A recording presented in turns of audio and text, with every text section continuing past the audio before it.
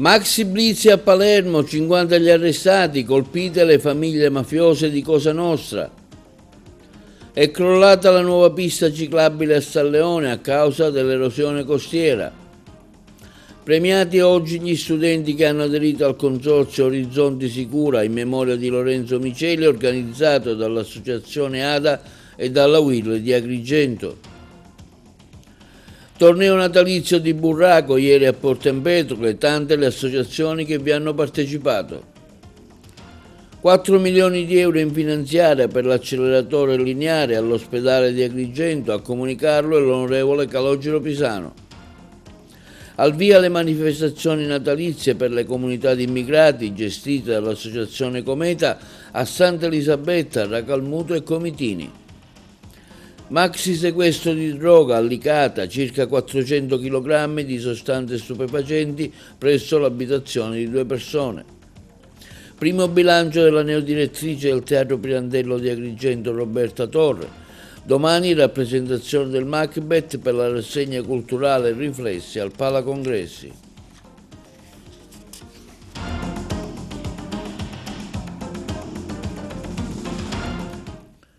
Buongiorno, benvenuti col nuovo appuntamento di TV Notizie di oggi 10 dicembre, mercoledì. Maxi blitz e antimafia a Palermo, 50 gli arrestati, non solo droga ma anche racket.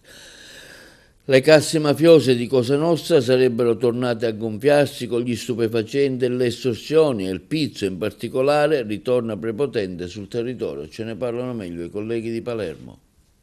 Sono estorsione e spaccio di droga le due principali fonti di approvvigionamento di Cosa Nostra a Palermo, che stanotte hanno portato all'arresto di 50 persone. L'operazione condotta dalla polizia ha smantellato i vertici mafiosi della Borgata Noce, un pezzo di territorio dove le estorsioni ai danni dei commercianti continuano a restare una piaga per la comunità. Al momento non vi sono denunce di esercenti.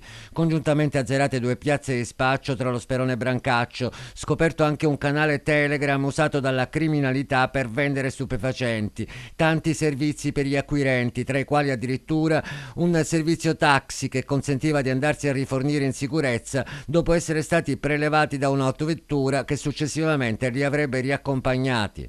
È un'operazione importante, come tante operazioni che sono il portato di indagini che porteranno poi a processi. E la storia di Cosa Nostra non ha un momento in cui comincia e un momento in cui finisce, e quindi la storia dell'attività di investigazione dello Stato nei confronti dell'organizzazione mafiosa ha le stesse caratteristiche. Quindi questa è sì un'operazione importante, come tante altre che ce ne sono state e come altre che verranno. L'importante è continuare a esercitare una pressione forte sul territorio per impedire all'organizzazione di rafforzarsi e di tornare ai tempi in cui era veramente forte. Sappiamo bene che il numero delle estorsioni è sensibilmente superiore rispetto al numero delle denunce. E qui c'è poco da fare, i commercianti devono comprendere che non solo esistono forze di polizia responsabili e professionali che possono proteggerli, ma soprattutto che esiste non da ora una legislazione di aiuto ai commercianti che denunciano che deve essere utilizzata e per la quale ci vuole comprensione. Ci preme dire e sottolineare che è un'attività che evidenzia in maniera inconfutabile anche l'impegno quotidiano, costante, sinergico di tutte le componenti della Polizia di Stato, centrale, penso al servizio centrale operativo, territoriale, la questura, la squadra mobile, il commissariato, tante articolazioni all'interno della squadra mobile, c'è un lavoro completo che beneficia anche delle attività costanti, capillari, di controllo del territorio quotidiano, che tanto ci impegnano e che, come avete visto, va ad abbracciare a contrastare le parti che aggrediscono in maniera quotidiana anche la percezione di sicurezza del cittadino, perché i reati che vengono contestati e gli arresti che sono stati fatti attengono a tematiche di grande interesse, ovviamente prima fra tutti il fenomeno delle organizzazioni mafiose e soprattutto il grande traffico e lo spaccio di sostanze stupefacenti in territori peraltro molto sensibili della città. Le piazze online rappresentano l'evoluzione, diciamo, strategica delle organizzazioni territoriali, delle organizzazioni mafiose che appunto ci tocca contrastare con ogni mezzo, anche tenendoci al passo per quanto riguarda le attività di contrasto. Ennesimo crollo della pista ciclabile di Via delle Dune a San Leone a causa dell'erosione costiera È successo nel corso delle ore notturne. Sul posto è intervenuto questa mattina il personale della Protezione Civile Comunale, guidato dal responsabile Attilo Sciara, come state vedendo dalle immagini di Mariamico Agrigento. Una porzione della pista ciclabile non c'è più, ha detto Sciara. Adesso dobbiamo evitare che si porti via la strada. Lo stesso tratto nel corso degli anni è stato creato di continui cedimenti e successivi interventi, lavori che non hanno risolto la problematica perché l'erosione ha continuato inesorabilmente ad avanzare. Con i loro video sul rischio stradale, gli studenti delle scuole superiori agrigentine sono stati protagonisti oggi del concorso Orizzonti Sicuri in memoria di Lorenzo Miceli, promosso dall'Associazione Diritti Anziani ADA e dalla Willy di Agrigento. Sono stati premiati i migliori elaborati originali nella sala conferenze dell'Hotel della Valle. Noi abbiamo seguito la manifestazione. La Willy in prima linea per questa iniziativa insieme all'ADA sulla sicurezza stradale, coinvolgendo tanti giovani studenti delle scuole agrigentine. Esatto, oggi in primis vogliamo ricordare il nostro caro amico Lorenzo Miceli, un dirigente della Willy, un infermiere, un operatore politico che purtroppo è venuto a mancare nel 2020 per un incidente stradale. Un sabato sera c'è stato un incidente, ha perso la vita lui e una ragazza. Quindi oggi vogliamo sensibilizzare i giovani a stare attenti nella guida e a stare attenti anche nelle serate del sabato sera. Oggi premeremo perché c'è un premio che abbiamo attivato, quindi pensiamo di ogni anno creare questa occasione di sensibilizzazione e oggi vedremo dei video che hanno realizzato i ragazzi delle scuole superiori, quindi daremo dei premi per l'attenzione, la cura e la passione che hanno messo per realizzare queste opere. Noi siamo qui, c'è tanta gente, c'è tanta condivisione, quindi penso che la prima sarà buona e quindi dobbiamo continuare con questo percorso. Oggi la fase conclusiva di un concorso che voi avete fatto coinvolgendo le scuole agrigentine su un obiettivo importante che è quello della sicurezza stradale, Presidente.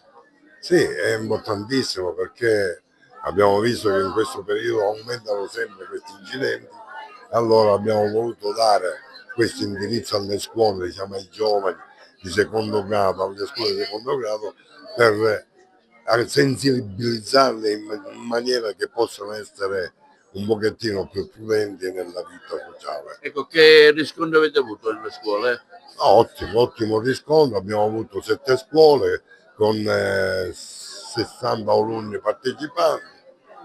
Diciamo che è stato un buon risultato. Ecco, c'è un vincitore unico, come funziona? Sì. C'è il primo premio è unico, il secondo a pari merito sono 2 e i terzi sono 4, tutti a pari merito, ex equo. Siamo con il papà di Lorenzo Miceli per una riflessione anche su ciò che è questa iniziativa che vede coinvolti tanti ragazzi come esempio, diciamo, per guidare bene, per non ubriacarsi, insomma, una sua valutazione su questo momento. Sì, è un'iniziativa che è stata voluta dall'associazione ADA e della Willy per ricordare non solo Lorenzo, ma è un'iniziativa per sensibilizzare i giovani. Infatti non a caso è stato rivolto questo concorso alle scuole, perché l'educazione stradale dovrebbe proprio partire dalle scuole non solo superiori ma anche dalle scuole elementari, perché praticamente da là i giovani dovrebbero capire il vero significato della vita e il rispetto non solo della propria e degli altri. Quindi noi speriamo che questa giornata sia un momento di riflessione per i ragazzi e per non solo, perché le tragedie che avvengono ogni giorno è una vera e propria strage. Negli ultimi tempi nella provincia di Agrigento assistiamo a incidenti che sono quasi giornalieri, incidenti mortali, che sono dovuti soprattutto alla distrazione dei cellulari nella gran parte, però la grandissima. Quindi speriamo che i giovani traggano insegnamento e riflettono sul vero valore della vita, perché poi la tragedia si ripercuote non solo sui familiari e su loro stessi, sulle vittime, ma anche sulla società. Quindi che benvengano queste iniziative e speriamo che il prossimo anno si possa ripetere. Ecco, non abbassare la guardia. L'ADA, Associazione Diritti Anziani, non pensa solo agli anziani, vuole trasmettere ai giovani un patrimonio di esperienze, di conoscenze e di valori. Per questo oggi l'Associazione Diritti Anziani incontra i giovani, perché il tema della sicurezza sulle strade, il tema della tutela della propria vita è un tema importante. Oggi noi possiamo contribuire a dare oggi a questi giovani qualche cosa che probabilmente non trovano in altri ambienti. Sì, oggi è un'iniziativa bellissima che coinvolge i giovani delle scuole superiori della provincia. Hanno realizzato dei video bellissimi sulle tematiche della sicurezza stradale che alcuni di questi video evidentemente verranno premiati. Si è voluto accendere un focus sulla questione della sicurezza stradale e credo che modo migliore non poteva esserci se non quello di coinvolgere direttamente i giovani che hanno espresso con il loro talento, hanno fatto sì che questi video potessero venire incontro a quelle che sono le grandi tematiche oggi della sicurezza stradale. Oggi tanti giovani purtroppo perdono la vita con comportamenti che non sono molto spesso consoni ad uno stile di vita corretto. Quindi oggi diciamo che concludiamo così questa bellissima iniziativa. L'ADA, che è un'associazione di ONLUS che non è iscritta al terzo settore, praticamente vuole incontrare i giovani. Si è voluto realizzare questo incontro anziani-giovani, quindi trasferire dai giovani noi vogliamo prendere tutto quello che c'è di nuovo in termini di conoscenze e di competenze, ma vogliamo trasferire ai giovani quello che è il know-how dell'esperienza degli anziani, sperando di contribuire a fare crescere una società migliore. Sì, abbiamo fatto questa iniziativa con l'ADA di Agrigento perché è successa questa tragedia, diciamo, del Micile Figlio, dove questa commemorazione, diciamo, era dovuta per quanto riguarda noi, sia dell'ADA che della Guille.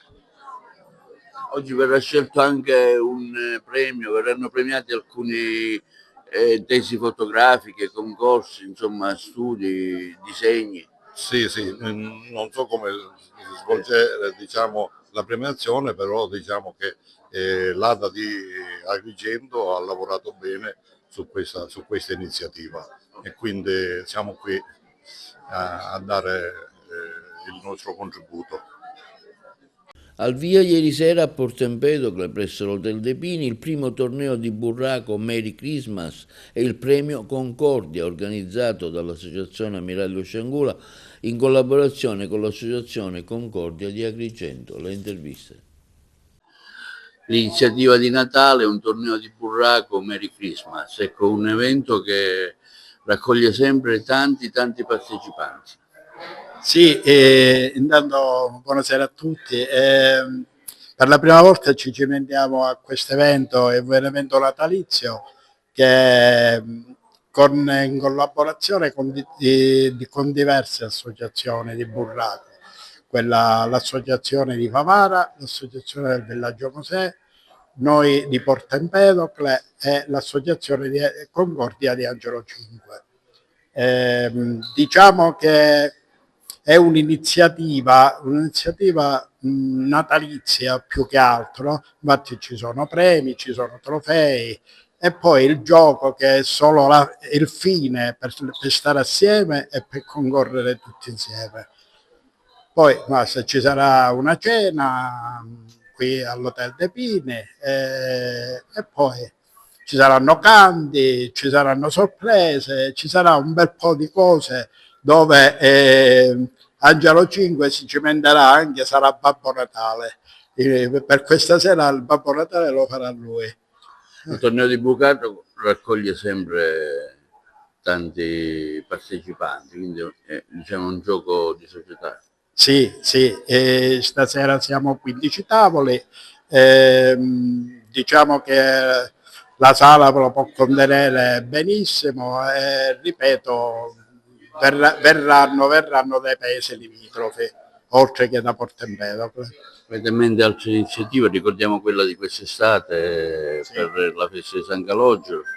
Ora sì, avremo anche altre iniziative, prima che finisce l'anno vorremmo fare un burraco di beneficenza. Infatti stiamo proprio discutendo con l'arciprete dove farlo e quando farlo, prima di Natale sicuramente. Angelo Cinque partecipa a questa iniziativa del burraco natalizio anche con l'associazione Concordia, infatti darete anche dei premi in questo senso.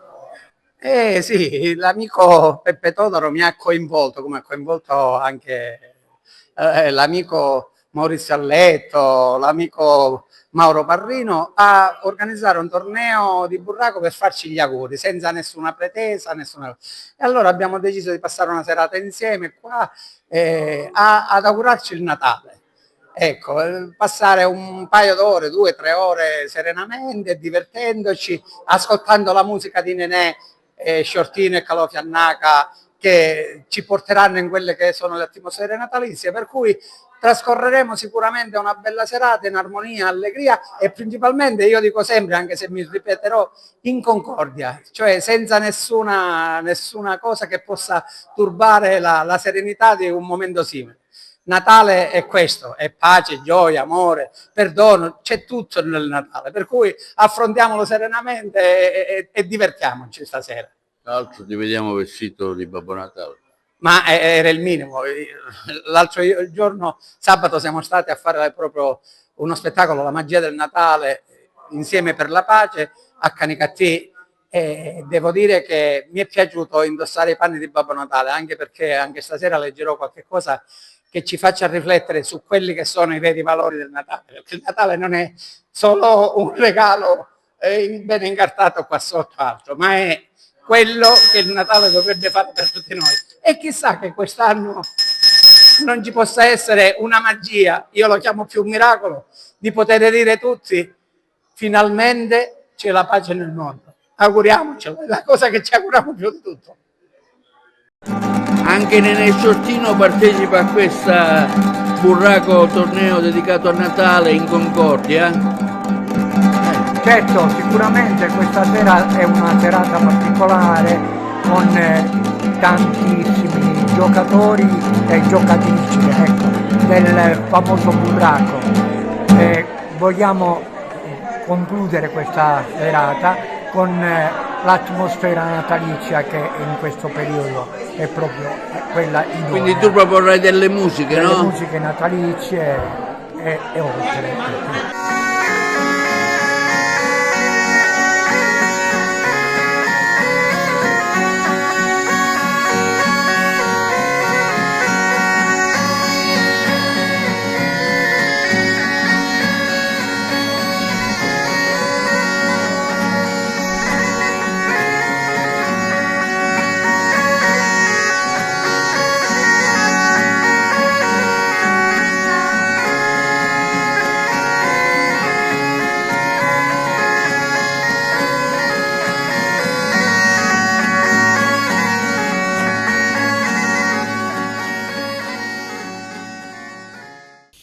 Interviene oggi l'onorevole Pisano affermando: con l'approvazione del mio emendamento da parte della Camera dei Deputati inserito nelle recenti misure urgenti in materia economica vengono destinati 4 milioni di euro per il 2026 per l'acquisto dell'acceleratore lineare di ultima generazione e per la realizzazione del relativo bunker radioterapico presso l'ospedale San Giovanni il Dio di Agrigento.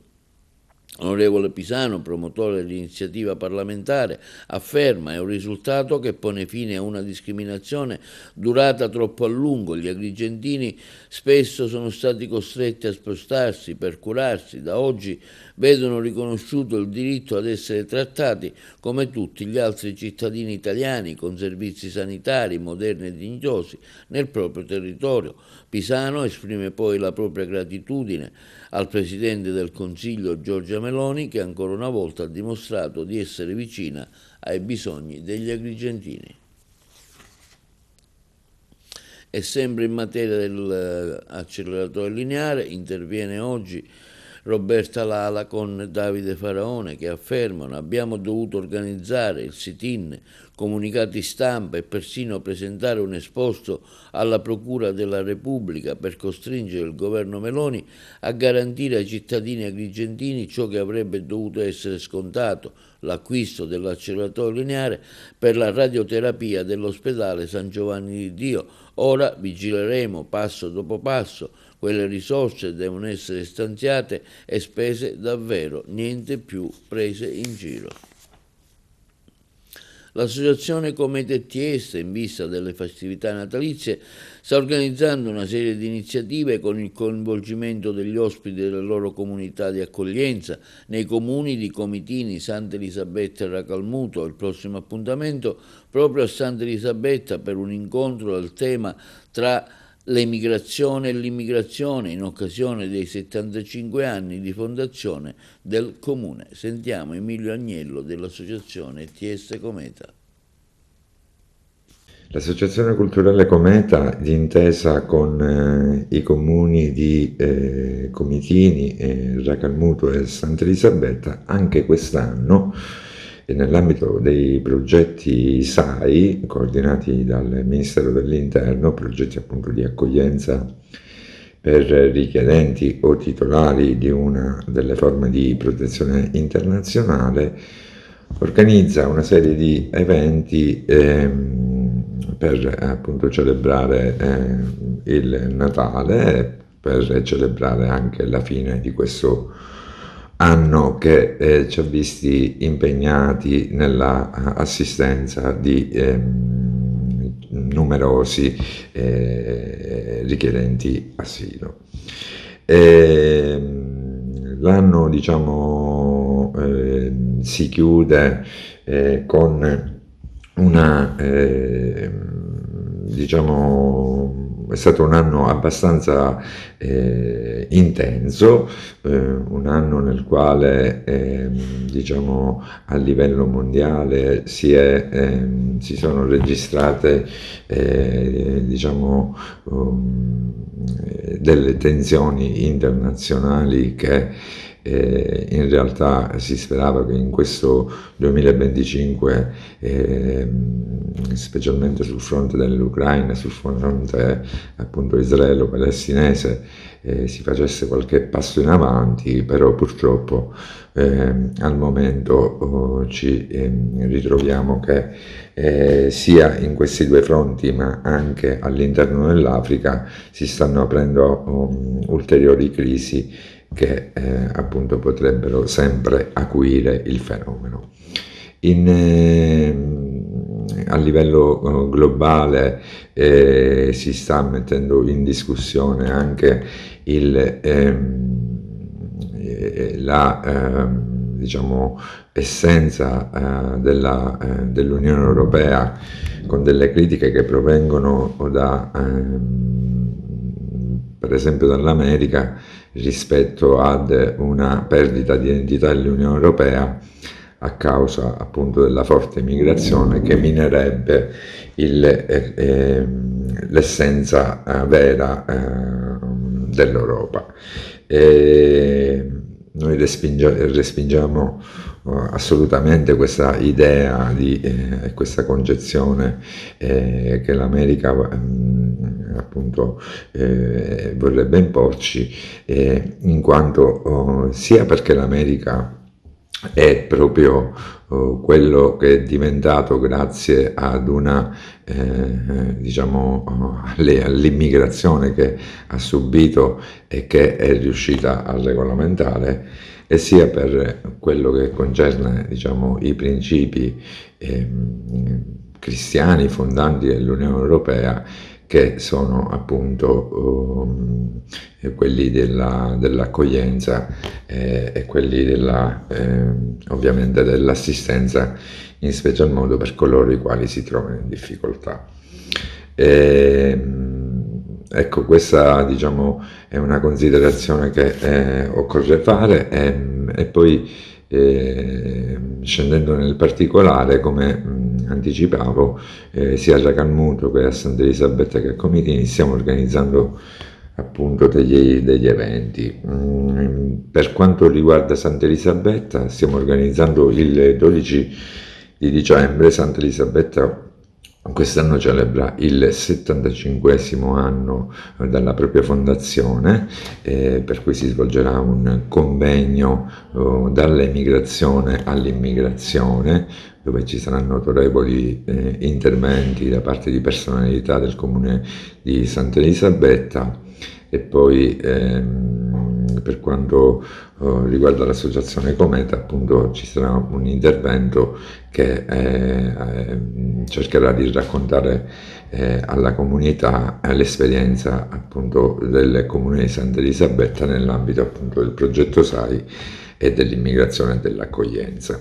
Si organizzerà anche un torneo di calcetto tra i 3 progetti tra i SAI, dunque i beneficiari si scontreranno in un torneo di calcetto il giorno 29 di dicembre a Santa Elisabetta sempre, e poi sempre a Santa Elisabetta il 19 si svolgerà uno spettacolo che vedrà coinvolti i nostri beneficiari. Questo spettacolo sarà presso il centro sociale di Contrada Pozzo Giardina, chiamato Passi di Colore, uno spettacolo di musica e danza. Per quanto riguarda invece a Racalmuto, parteciperemo alla manifestazione Vaneggia in Festa, che si svolgerà il 13 e 14 dicembre, che è organizzato dalla Proloco di Racalmuto.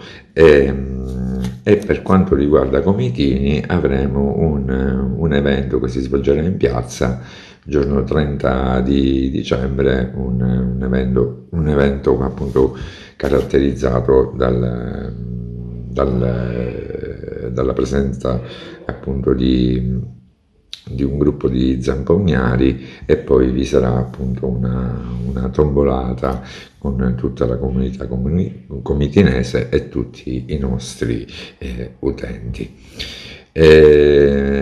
Questo è, diciamo, il programma che cercheremo di mettere in campo, con la speranza appunto che il 2026 ci porti, diciamo, nuova energia e anche porti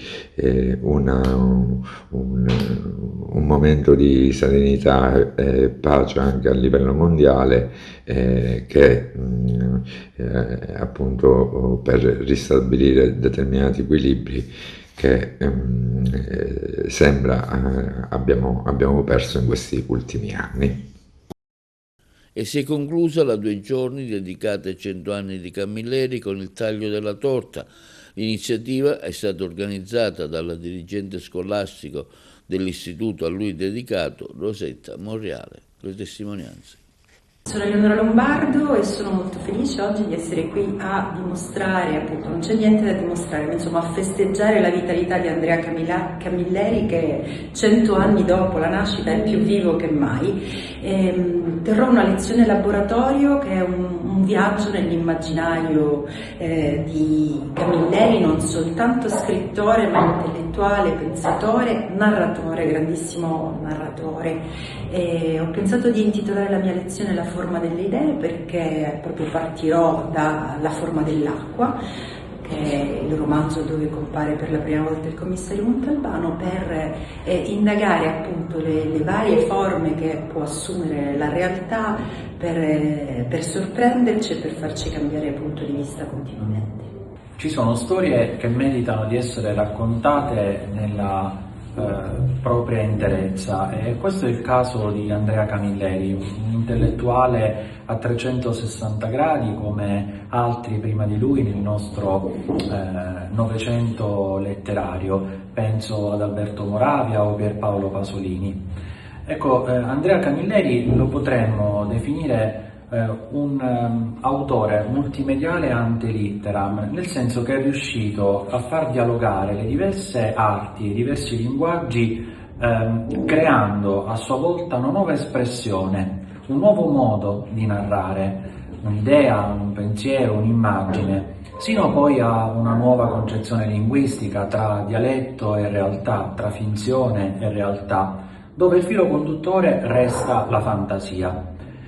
La passione di Camilleri ha inizio con il teatro, quando nel 1949 si sposta da Porto Empedocle a Roma, e da lì comincia un viaggio verso quella che è l'Accademia d'Arte Drammatica Nazionale, e subito dopo, esattamente nel 1953, una prima regia di un adattamento. Abbiamo fatto un lungo viaggio di De Angelis. Da lì Camilleri diventa l'intellettuale che conosciamo, occupandosi appunto di regia teatrale, poi utilizzando come mezzo di comunicazione la radio, l'opera, il cinema e soprattutto la televisione, dove la fortunata serie del commissario Montalbano, tratta dai romanzi pubblicati da Sellerio, continua ad appassionarci. Ecco, se c'è un messaggio che resta di Camilleri è forse quello di avere reinventato qualcosa ritornando al passato, unendo la memoria e la fantasia.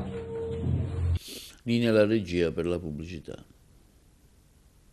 La Camera Penale degli Avvocati di Agrigento, Giuseppe Grillo, sarà in piazza per incontrare i cittadini e spiegare le ragioni del sì del prossimo referendum sulla riforma costituzionale, dire sì alla separazione delle carriere, diversi gli appuntamenti in provincia, ad Agrigento sabato a Porta di Ponte alle ore 17, a Canicattì domenica 14 alle ore 10 presso la Villa Comunale, a Licata domenica 21 alle ore 10 in Piazza Progresso.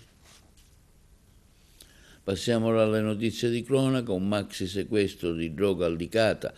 I poliziotti della squadra mobile della questura di Agrigento, insieme ai loro colleghi della sezione investigativa del Servizio Centrale di Palermo, nel corso di una perquisizione, hanno rinvenuto e sequestrato un ingente carico di hashish per un peso complessivo di 370 kg. La droga era nascosta all'interno di un'abitazione nella disponibilità di 2 persone, entrambe arrestate e ora indagate per detenzione ai fini di spaccio di sostanze stupefacenti. Le indagini proseguono per accertare la provenienza dello stupefacente e individuare il canale di collegamento e provenienza della droga. Affacciata alla finestra di una cucina di casa al piano terra di una palazzina, all'improvviso un delinquente le ha strappato dal collo una collana d'oro, dileguandosi subito per le vie limitrofe. Ha vissuto momenti di paura una vedova novantenne aggredita da un malvivente solitario nel centro cittadino del comune di Racalmuto. Tutto quanto si è verificato in una manciata di secondi. Il malvivente ha arraffato il prezioso bottino del valore di almeno 1 migliaio di euro, è fuggito. La pensionata, per sua fortuna, non ha riportato alcun trauma. Dalle indagini si stanno occupando i carabinieri della sezione di Racalmuto, coordinati dal comando della compagnia di Canicattì. Non c'è certezza, ma l'ipotesi investigativa privilegiata è che ad agire sia stato proprio un immigrato. Dialoghi di architettura, Vittorio Gregotti a Menfi, e questo è il titolo di un convegno in programma venerdì prossimo alle ore 15 presso la Chiesa Madre di Menfi, promosso dall'Ordine degli Architetti di Agrigento con la collaborazione della Fondazione Architetti del Mediterraneo e il patrocinio dell'Arcidiocesi di Agrigento. Il convegno, afferma il presidente dell'Ordine Lamendola, costituisce la prima tappa del progetto Dialogo di Architettura che nei prossimi mesi ci vedrà impegnati in una serie di incontri sul territorio provinciale finalizzati ad alimentare il dibattito sulle più importanti opere di architettura che caratterizzano le nostre città. A Palermo protesta degli agricoltori in migliaia in piazza contro la gestione dell'acqua tra dighe inutilizzate e reti colabrodo. Ce ne parlano i colleghi di Palermo. Ancora in piazza. Ancora in piazza per dire stop alla burocrazia, che ovviamente attanaglia le nostre aziende, ma soprattutto per dire abbiamo bisogno dell'acqua e non possiamo più vedere delle immagini che ci vengono proposte anche nel periodo di dicembre di invasi che sversano l'acqua a mare. Serve un piano concreto affinché quest'acqua venga portata all'interno delle aziende. Chiediamo un piano invasi che ovviamente dove i privati possano stoccare quest'acqua per poi utilizzarla nel periodo estivo. Si parla di eccellenze nell'agricoltura e di contro si va sempre nella direzione opposta. L'agricoltura siciliana rappresenta delle eccellenze e lo dimostrano i dati, sia rispetto a quello che esportiamo, ma soprattutto rispetto alla grande qualità del cibo siciliano che ci è riconosciuta non solo in Italia ma in tutto il mondo, motivo per cui migliaia di turisti oggi vengono in Sicilia anche per assaporare quelle che sono le nostre produzioni di grande qualità. Cosa manca? Manca un poco di buonsenso, perché alla fine insomma, ci vuole molto meno rispetto a quello che si prevede.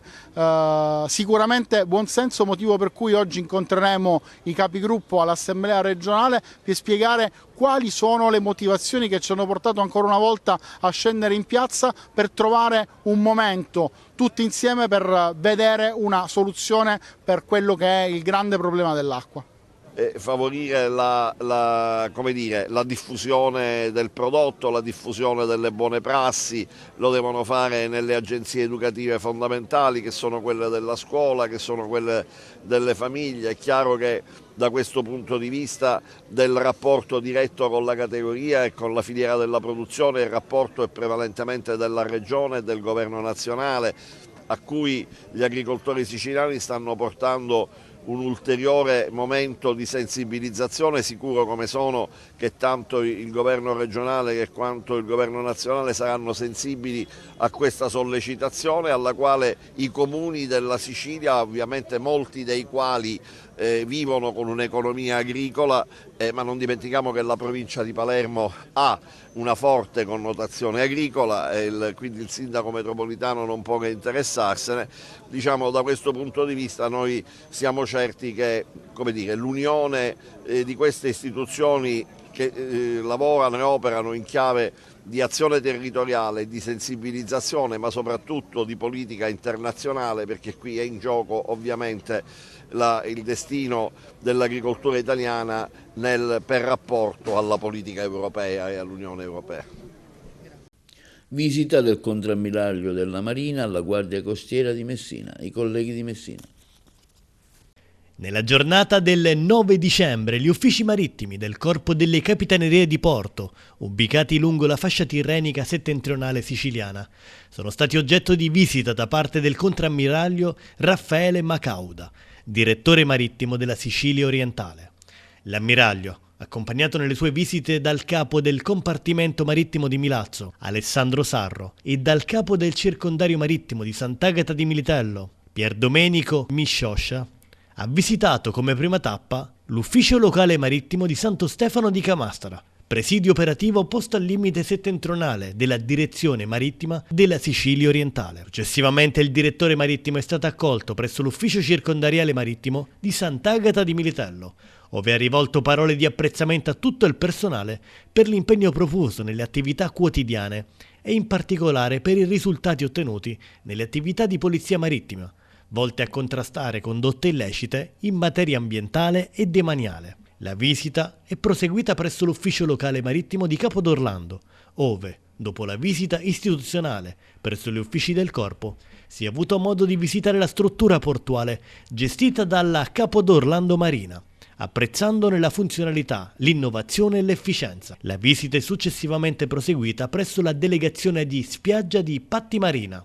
dove l'ammiraglio Macauda ha ribadito al personale dipendente la centralità del lavoro svolto sul territorio, a beneficio delle comunità locali. Nel corso degli incontri il direttore marittimo ha mostrato la sua vicinanza alle donne e agli uomini della Guardia Costiera, attivamente impegnati negli uffici marittimi visitati, presidi di legalità e sicurezza posti lungo il litorale di giurisdizione, creando un momento di confronto, nonché un'occasione per approfondire le esigenze operative e logistiche, senza trascurare le necessità personali dei militari.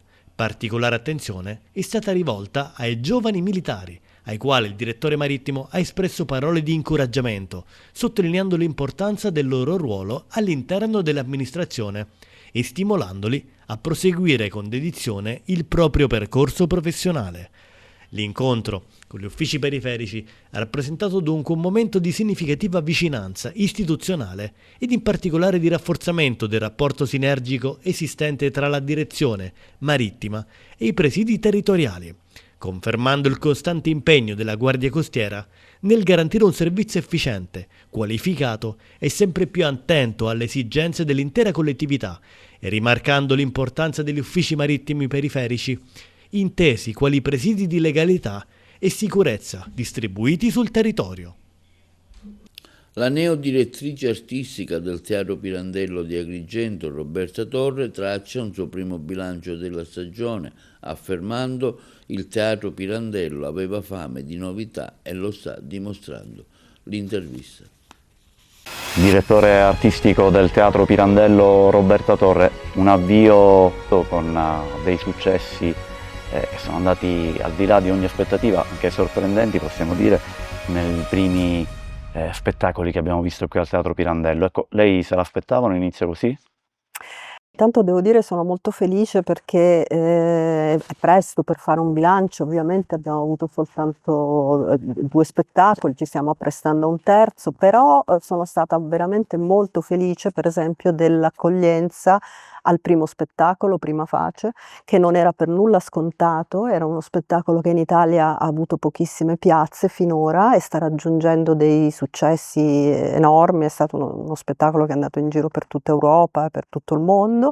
E devo dire che l'accoglienza ad Agrigento è stata straordinaria, quindi io mi sono veramente molto emozionata nel vedere come il pubblico agrigentino ha colto nel dettaglio, nei minimi particolari.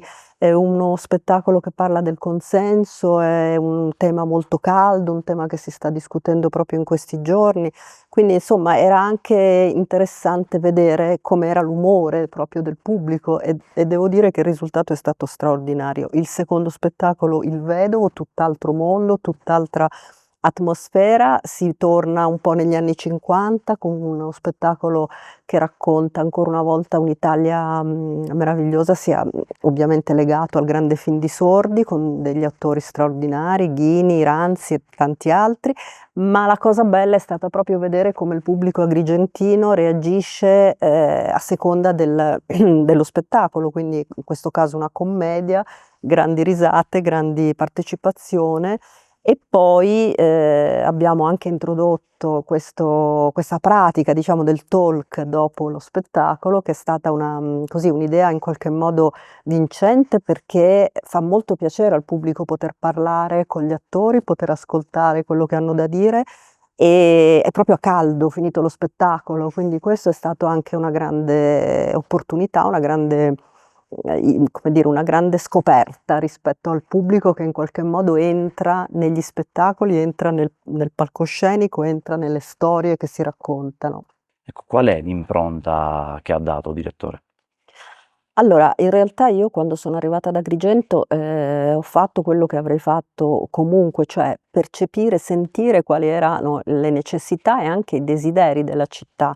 Più che quella che è la mia personale impronta, a me piace l'idea di poter ascoltare. Ecco, io nasco sempre dall'ascolto e quindi io ho sentito una città, delle persone che avevano voglia di qualcosa di mai visto, di qualcosa di inedito, di nuovo, di particolare e di grande affetto rispetto a questo teatro, che potesse essere un germe da far crescere, quindi non qualcosa che si concluda, cominci e finisca, ma qualcosa che metta appunto i germi per una fioritura, per un futuro. E credo quest'anno l'abbiamo fatto, ma lo faremo sempre di più andando avanti, di poter mescolare dei linguaggi, mescolare delle proposte culturali, mescolare tutta una serie di codici anche artistici che vanno appunto dalla commedia al pop, al classico, al musicale. Quindi il fatto di poter aprire questo teatro a tanti linguaggi diversi.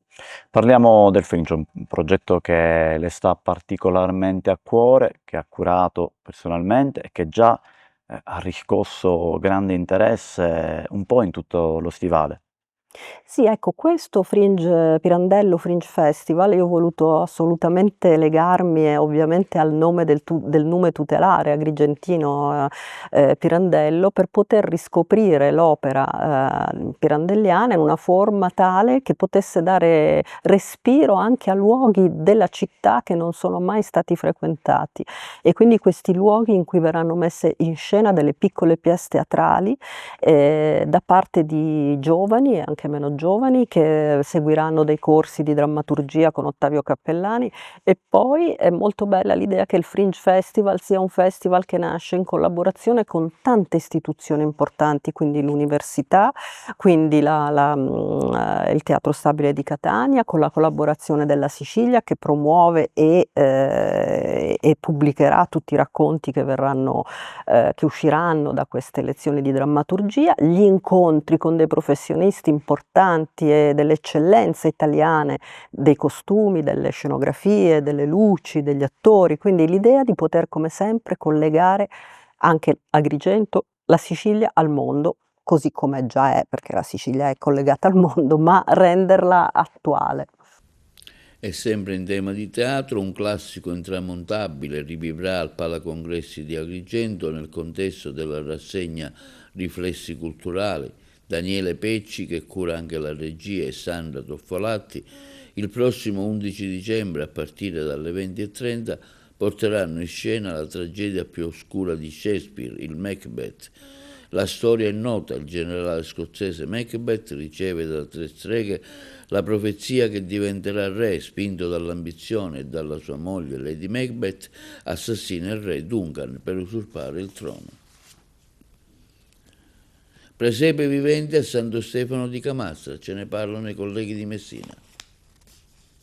Anche quest'anno, in occasione delle festività natalizie, torna Presepi sotto gli archi, l'iniziativa che trasforma un suggestivo angolo del centro storico stefanese in un percorso d'arte a cielo aperto. Tra le volte dei 4 archi che si affacciano sul cuore antico della città, trovano spazio le creazioni dei maestri ceramisti, capaci di reinterpretare la tradizione del presepe attraverso forme, colori e materiali che raccontano identità e saperi locali. La manifestazione, divenuta ormai un appuntamento atteso, rappresenta non solo un omaggio all'abilità degli artigiani del territorio, ma anche un'importante occasione di valorizzazione urbana. Gli archi, spesso poco conosciuti o attraversati frettolosamente, ritrovano centralità grazie alla forza evocativa delle installazioni artistiche. Siamo alla seconda edizione, un evento che insomma si ripete e che dà un significato importante a questo Natale, soprattutto perché ci troviamo in una delle cittadine più importanti per la produzione di ceramica, appunto, che è Santo Stefano di Camastra,